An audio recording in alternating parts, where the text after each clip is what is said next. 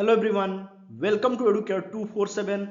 This is day 6 of 40 days, 200 important MCQs and concept series. This series is very important for SEBI Grade A Paper 2 examination, and in this video we are discussing cellular manufacturing. This topic is very important for your upcoming SEBI Grade A 2024 examination. The first question is, what is the primary goal of cellular manufacturing? Answer है increase flexibility and reduce lead times. अब cellular manufacturing होता क्या है? कोई भी बड़े manufacturing plant में हम जो भी वर्क स्टेशन होता है उसको छोटे छोटे पार्ट्स में डिवाइड करते हैं, उसको हम बोलते हैं सेल्स। जैसे अगर गाड़ी की मैन्युफैक्चरिंग करनी है तो हमें इंजन के असेंबली के लिए एक छोटा यूनिट बनाना होगा, चेचिस के असेंबली के लिए हमें एक छोटा यूनिट बनाना होगा, बैटरी के असेंबली के लिए हमें एक छोटा यूनिट बनाना होगा, इंटरनल पार्ट्स जो हैं उसको हमें ऑर्गेनाइज करने के लिए एक यूनिट बनाना होगा। और ये यूनिट ऐसे अरेंज किए जाते हैं ताकि जो गुड्स का मूवमेंट है वो कम से कम है, जिससे हमारा लीड टाइम जो होगा ओवरऑल वो रिड्यूस होगा, और जो भी हमें अगर सेटअप में कुछ चेंज करना है तो हम आसानी से चेंज कर पाएंगे।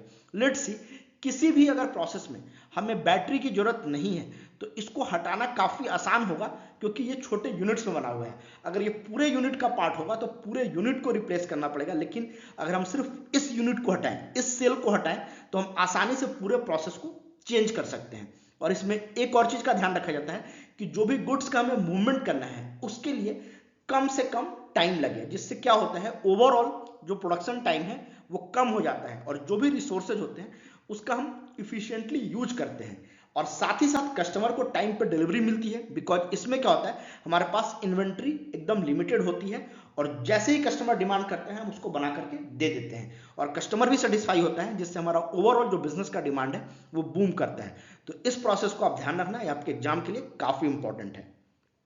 The next question is, which of the following is a key advantage of cellular manufacturing? Answer है reduced work in process inventory।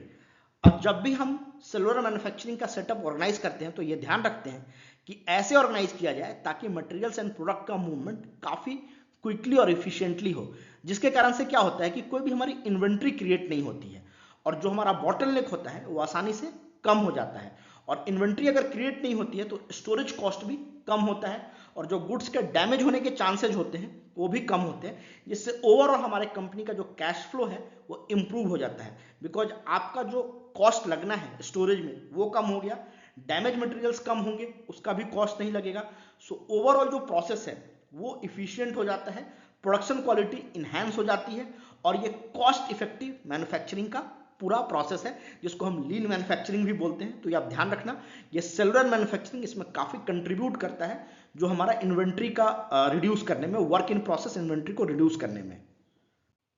अगर आप सेबी ग्रेडेड 2024 का प्रिपरेशन कर रहे हो तो आप educare247.in पे विजिट करके सेबी रिलेटेड कोर्स को सब्सक्राइब कर सकते हो। हमारा पेपर 2 के लिए एमसीक्यू कोर्स है, जिसमें हम टॉपिक वाइज एमसीक्यूज देते हैं। उस एमसीक्यूज का डिटेल्ड एक्सप्लेनेशन है, टोटल 4000 प्लस एमसीक्यूज हैं। साथ ही साथ इसमें न्यूमेरिकल्स भी कवर किए गए हैं, करंट अफेयर्स भी कवर किया गया है आपका एमसीक्यू कोर्स में। जो भी अप्रैल से लेकर के जून तक का इंपॉर्टेंट इकोनॉमी एंड फाइनेंस का करंट अफेयर्स होगा वो इस कोर्स में कवर किया जाएगा। तो इस कोर्स को आप हमारे वेबसाइट पे विजिट करके सब्सक्राइब कर सकते हो। अगर आप कॉस्टिंग का नोट्स और कॉमर्स एंड अकाउंटेंसी का नोट्स कोर्स चाहते हो तो भी सब्सक्राइब कर सकते हो। इसमें एमसीक्यूज हैं, नोट्स हैं, न्यूमेरिकल्स हैं, जो आपके एग्जाम के लिए काफी इंपॉर्टेंट हो सकते हैं। The next question is, which of the following techniques is often used to balance workloads in cellular manufacturing? Answer है line balancing. Line balancing basically cellular manufacturing में एक टेक्निक है जिससे कि हम वर्कलोड को डिस्ट्रीब्यूट करते हैं, और ऐसे डिस्ट्रीब्यूट करते हैं कि कहीं ज्यादा प्रेशर ना हो, इवनली डिस्ट्रीब्यूट किया जाता है। वर्क स्टेशन को ऐसा बनाया जाता है कि सब लोग सिमिलर पेस पे काम कर रहे हैं। जैसे कि किसी मैन्युफैक्चरिंग सेटअप में लेट्स सी, सबसे पहले अगर वेइंग मशीन है जिसपे कि मटेरियल को हम वे कर रहे हैं, और सामने फिर वे करने के बाद पैकेजिंग का अगर डिवीजन है, और पैकेजिंग के बाद फिर लेबलिंग का डिवीजन है, तो ऐसा होगा कि इस सेटअप को हम ऐसे बनाएंगे कि ये वेइंग हो, फिर फटाक से पैकेजिंग के लिए और पैकेजिंग के लिए लेबलिंग पे आए। ऐसा ना हो कि यहाँ इतनी सारी इन्वेंट्री क्रिएट हो जाए कि ये प्रोसेस स्लो हो। तो ये लाइन बैलेंसिंग नहीं हुआ। लाइन बैलेंसिंग ये हुआ कि इस पूरे सेटअप को ऐसे हमें ऑप्टिमाइज करना है कि वर्कलोड इवनली डिस्ट्रीब्यूटेड हो, किसी पे ज्यादा लोड ना हो। अगर लोड कहीं बढ़ रहा है तो वापस से बैक में जाकर के फिर से हम प्रोसेस को ठीक करेंगे कि पूरा सीक्वेंस में काम करें। एक प्रोसेस के बाद दूसरा प्रोसेस अगर डिपेंडेंट है तो पहले प्रोसेस में किसी तरह का बॉटल लिखना है ताकि दूसरा प्रोसेस इफिशिएंटली चले, कि ऐसा ना हो कि वहां जो वर्कर्स हैं वो खाली बैठे रहें और जो पहला सेटअप है वहां सारे लोग एग्जॉस्ट हो जाएं बिकॉज उनका काम टाइम पे नहीं हो रहा है। ये ऑटोमेटेड प्रोसेस में भी हो सकता है और मैनुअल प्रोसेस में भी हो सकता है। ये एक स्मूथ ऑपरेशन का तरीका है लाइन बैलेंसिंग, कि हमारा ऑपरेशन काफी स्मूथ हो और ओवरऑल जो हमारा परफॉर्मेंस हो इससे बढ़े। इससे जो साइकिल टाइम होता है प्रोडक्शन का वो भी कम होता है बिकॉज सब लोग इक्वली काम कर रहे होते हैं, किसी को किसी के लिए वेट नहीं करना पड़ता है। तो इसे आप ध्यान रखना, ये जो लाइन बैलेंसिंग का कॉन्सेप्ट है ये सेलुलर मैन्युफैक्चरिंग में यूज किया जाता है।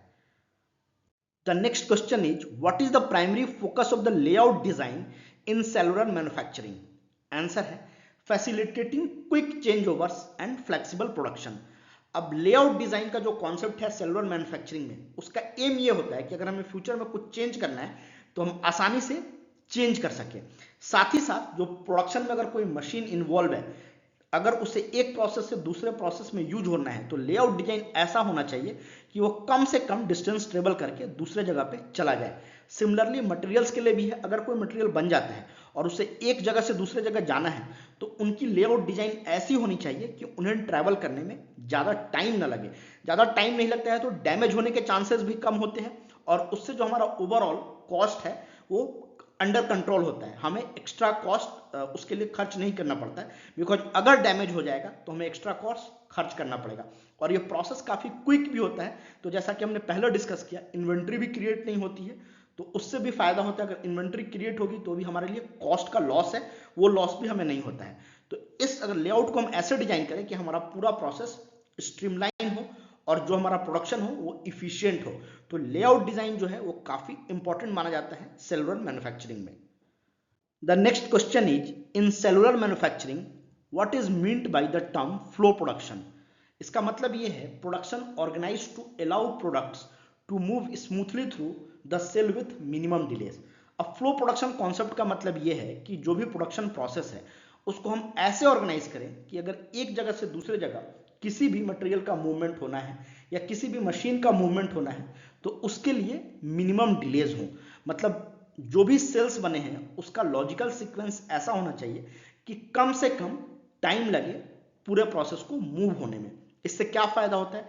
इससे वेटिंग टाइम कम होता है और जो भी बॉटलनेक्स हैं प्रोसेस में वो भी रिड्यूस होते हैं। साथ ही साथ जो वर्कलोड है वो भी बैलेंस रहता है और स्टडी प्रोसेस होने से इंटरप्शन कम होता है और जो भी हमारा प्रोडक्शन साइकिल होता है वो ओवरऑल फास्ट हो जाता है।